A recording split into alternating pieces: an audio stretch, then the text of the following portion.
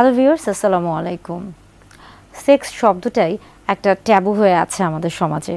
সেখানে sexual intercourse নিয়ে যদি কথা বলি এবং তাও যদি বলে থাকি যে আইডিয়াল সেক্সুয়াল ইন্টারকোর্সের সময়টা কতটুকু বা আদর্শ এই যে যৌনক্রিয়াটা আছে, এই যৌনক্রিয়ার স্বাভাবিক সময়টা কতটুকু, এটা নিয়ে কথা বললে হয়তোবা অনেকেই খুব বেশি বিব্রত হয়ে যাবেন, কিংবা অনেকে মনে করবেন যে এটা কেমন একটা বিষয় নিয়ে কথা বলছি, এটা কি কখনো সম্ভব।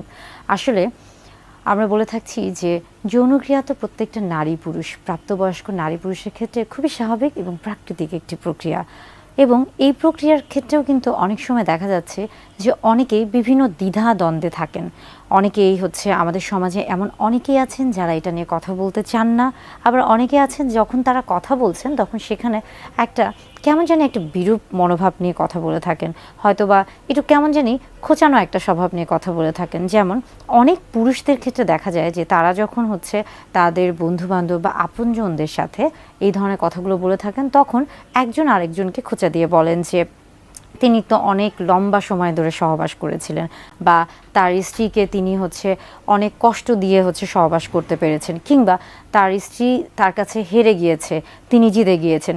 এই যে একটা মানে ট্যাবু বা এই যে একটা কথা, এই ধরনের বাক্যগুলো অনেকে মনে করে থাকেন কি যে এই বিষয়গুলো বোধহয় তাকে অনেক বেশি আমরা বলে থাকি কি যে রিয়েল হিরো, অনেকটা আসল পুরুষ বা আসল নায়কের একটা মনোভাব নিয়ে তিনি এই কথাগুলো বলে থাকেন। কিন্তু আসলে তিনি কি বুঝছেন যে তিনি যে বিষয়গুলো নিয়ে কথা বলছেন এটা তার যে বিবেক বা তার যে মনুষ্যত্ববোধ, এটা কতটা নিচু মন মানসিকতার, কিংবা তিনি কোন বিষয়গুলো নিয়ে কথা বলছেন এটা কি তিনি আসলে বুঝতে পারছেন?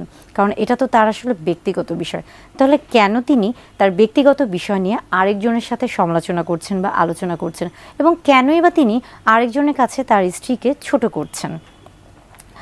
আচ্ছা, মূলত সহবাসের ক্ষেত্রে যে আদর্শ সময়টিকে বিবেচনা করা হয়ে থাকে তার আগে বলবো যে একটি গবেষণা করা হয়েছে, এবং সেই গবেষণায় প্রায় 500 দম্পতির উপর গবেষণাটি চালানো হয়ে থাকে, এবং সেখানে দেখা যায় যে প্রত্যেক দম্পতির ক্ষেত্রে ইন্ট্রা ইজাকুলেটরি ল্যাটেন্সি টাইম, অর্থাৎ এই যে পুরুষ লিঙ্গের যোনিপথে প্রবেশের যে প্রথম যে ধাপটা রয়েছে সেই সময় থেকে শুরু করে পুরুষ লিঙ্গ থেকে বীর্যপাত হওয়া পর্যন্ত এই যে সময়টা, এই সময়টাকে আসলে বলা হয়ে থাকছে যে ইন্ট্রা ইজাকুলেটরি ল্যাটেন্সি পিরিয়ড বা টাইম।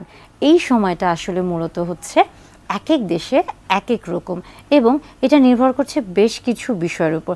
যেমন ধরুন যে ইউকে অথবা আমেরিকার ক্ষেত্রে এটা দেখা গেছে যে অনেকের ক্ষেত্রে 10 থেকে 15 মিনিট হতে পারে, আবার সবচেয়ে কম কিন্তু দেখা গেছে তুর্কির ক্ষেত্রে, এবং তাদের ক্ষেত্রে এটা মাত্র 4 থেকে 5 মিনিট ছিল।